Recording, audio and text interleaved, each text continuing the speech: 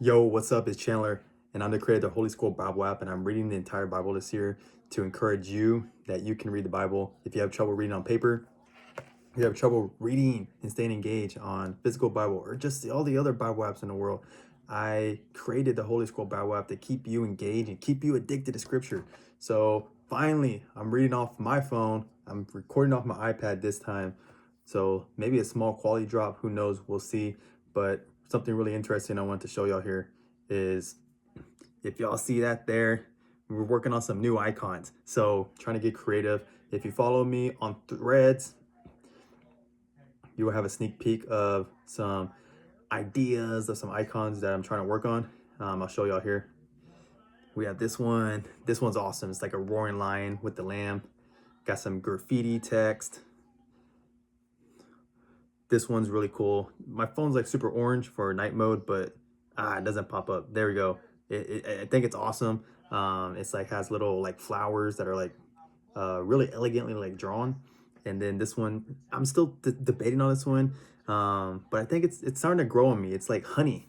I had the idea of like milk and honey with Holy Scroll there, so that's kind of idea. So yeah, you have a sneak peek. I share a lot on Threads and Twitter as much as I can about like my progress and building the app. So yeah, there's a plug to add me there.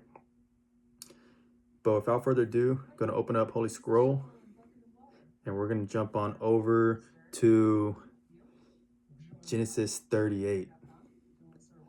And I added a ton of new translations on here, so I need to go back to find King James Version. There we are. We're gonna hop on over to Genesis. We got our whole list, 38, verse 1, and there we are. And it came to pass at that time that Judah went out down from his brethren and turned into a certain Adulamite, whose name was Hira. And Judah saw there was a daughter of a certain Canaanite whose name was Shunah, and he took her and went in unto her. And she conceived and bare a son, and he called his name Ur. And she conceived again and bare a son, and she called his name Onan. And she yet conceived, and she yet again conceived and bare a son, and called his name Shelah. And he was at Shibet, Shezib, when she bare him.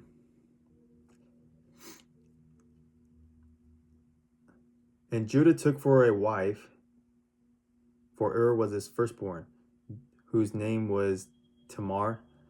And Ur, Judah's firstborn, was wicked in the sight of the Lord, and the Lord slew him.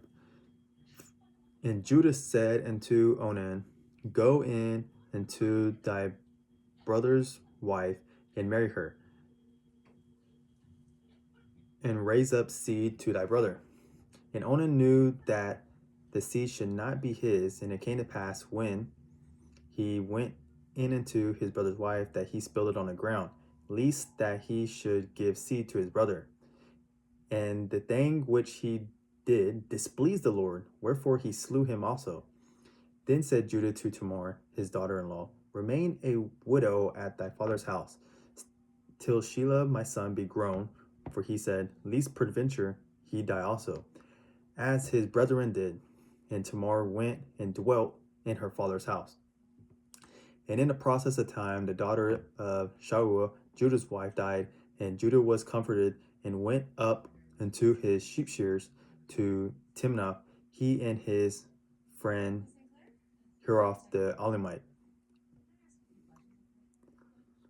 And it was told Tamar, saying, Behold, thy father-in-law goeth up to Timnah to shear his sheep. And she put her widow's garments off from her, and covered her with a veil, and wrapped herself, and sat in an open place which is by the way to Timnah. For she saw that Shelah, tongue twister, was grown, and she was not given unto him to wife. When Judah saw her, he thought to her to be an harlot, because she had covered her face. And he turned unto her by the way, and said, Go to, I pray thee, let me come into thee. For he knew not that she was his daughter-in-law. And she said, what wilt thou give me, that thou mayest come in unto me? And he said, I will send thee a kid from the flock. And she said, wilt thou give me a pledge till thou send it? And he said, what pledge shall I give thee? And she said, thy signet, and thy bracelets, and thy staff that is in the hand. And he gave it to her, and came in unto her, and she conceived by him. And she arose and went away, and laid by her veil from her. And she put on her garments of her widowhood. And Judah sent the kid by the hand of his friend, the Adulamite, to receive his pledge from the woman's hand, but he found her not. Then he asked the men of that place, saying, where is the harlot that was openly by the wayside? And they said, there is no harlot in this place. And he returned unto Judah and said, I cannot find her. And also the men of the place said, that there is no harlot in this place. And Judah said, let her take it to her, lest we be shamed. Behold, I say this kid, and thou hast not found her. And it came to pass about 3 months after that it was told Judah, saying, tomorrow thy daughter-in-law hath played the harlot, and also, behold, she is with child by whoredom. And Judah said, bring her forth, and let her be burnt. When she was brought forth, she sent to her father-in-law, saying, by the man whose child these are, am I with child? And she said, discern, I pray thee, whose are these, the signet, the bracelets, and the staff? And Judah answered, and Judah acknowledged them and said, she hath been more righteous than I, because that I have gave her not to Shelah my son, and he knew her again no more. And it came to pass in the time of travail that, behold, twins were in her womb. And it came to pass when she travailed, that the one put out of his hand, and the midwife took and bound upon his hand and a scarlet thread, saying, this came out first. And it came to pass, as he drew back his hand, that, behold, his brother came out, and she said, how hast thou broken forth? This breach be upon thee. Therefore his name was called Pharez. And afterward came out his brother that had the scarlet thread upon his hand, and his name was called Zara. And here we are going to chapter 39. There's the confetti. I think it's cool. I finally read it on my phone. It's my first time reading on my phone, live on the camera at least, and just feels so much better. And Joseph was brought down to Egypt, and Potiphar, an officer of Pharaoh, captain of the guard, an Egyptian, brought him in the hands of the Ishmaelites, which had brought him down thither. And the Lord was with Joseph, and he was a prosperous man, and he was in the house of his master the Egyptian. And his master saw that the Lord was with him, and that the Lord made all that he did to prosper in his hand. And Joseph found grace in his sight, and he served him and made him overseer over his house, and all that he had put into his hand. And it came to pass from that time that he had made him overseer in his house, and over all that he had, that the Lord blessed the Egyptian's house for Joseph's sake. And the blessing of the Lord was upon all that he had in the house and in the field. And he left all that he had in Joseph's hand, and he knew not aught he had, save the bread which he did eat. And Joseph was a goodly person and well favored. And it came to pass after these things that his master's wife cast her eyes upon Joseph, and she said, lie with me. And he refused, and said unto his master's wife, behold, my master wotteth not what is with me in the house, and he hath committed all that he had into my hand. And there is none greater in this house than I, neither hath he kept back anything from me, but thee, because thou art his wife. How then can I do this great wickedness and sin against God? And it came to pass, as she spake to And it came to pass, as she spake to Joseph day by day, that he hearkened not unto her, to lie by her, or to be with her. And it came to pass about this time, that Joseph went into the house to do his business, and there was none of the men in the house there within. And she caught him by his garment, saying, Lie with me. And she left his garment, and he left his garment in her hand, and fled, and got him out. And it came to pass, when she saw that he had left his garment in her hand, and was fled forth, that she called unto the men of her house, and spake unto them, saying, See, he have brought in an Hebrew unto us to mock us. He came into me to lie with me, and cried with a loud voice. And it came to pass, when he heard that I lifted up my voice and cried, that he left his garment with me, and fled, and got him out. And she laid up his garment by her, until his Lord came home. And she spake unto him according to these words, saying, The Hebrew servant, which thou hast brought unto us, came in unto me to mock me. And it came to pass, as I lifted up my voice and cried, that he left his garment with me, and fled out. And it came to pass, when his master heard the words of his wife, which she spake unto him, saying, After this manner did thy servant to me, that his wrath was kindled. Gosh, what a terrible wife. And Joseph's master took him and put him forth into the prison, a place where the king's prisoners were bound. And he was there in the prison. Come think about it, like he's taking his wife like seriously too, and she's has like this wicked mind. Terrible. But the Lord was with Joseph, and shewed him mercy, and gave him favor in the sight of the keeper of the prison. And the keeper of the prison committed to Joseph's hand all the prisoners that were in the prison, and whatsoever they did, he was the doer of it. The keeper of the prison looked not to anything that was under his hand, because the Lord was with him, and that which he did, the Lord made it to prosper. There we are, chapter 40. Let's see if we can get on camera here. Chapter 40, confetti animation. And it came to pass after these things, that the butler of the king of Egypt and his baker had offended their lord, the king of Egypt. And Pharaoh was wroth against two of his officers, against the chief of the butlers, and against the chief of the bakers. And he put them in a ward in the house of the captain of the guard, into the prison, the place where Joseph was bound. And the captain of the guard charged Joseph with them, and he served them. And they continued a season in the ward. And they dreamed a dream, both of them, each man his dream in one night, each man according to the interpretation of his dream, the butler and the baker of the king of Egypt, which were bound in the prison. And Joseph came in unto them in the morning, and looked upon them, and behold, they were sad. And he asked Pharaoh's officers that were with him in the ward of his lord's house, saying, Wherefore look ye so sadly today? And they said unto him, We have dreamed a dream, and there is no interpreter of it. And Joseph said unto them, Do not interpretations belong to God? Tell me them, I pray you. And the butler told his dream to Joseph, and said unto him, In my dream, behold, a vine was before me, and in the vine were 3 branches, and it was though it budded, and her blossoms shot forth, and the clusters thereof brought forth ripe grapes. And Pharaoh's cup was in my hand, and I took the grapes and pressed them into Pharaoh's cup, and I gave the cup into Pharaoh's hand. And Joseph said unto him, This is the interpretation of it.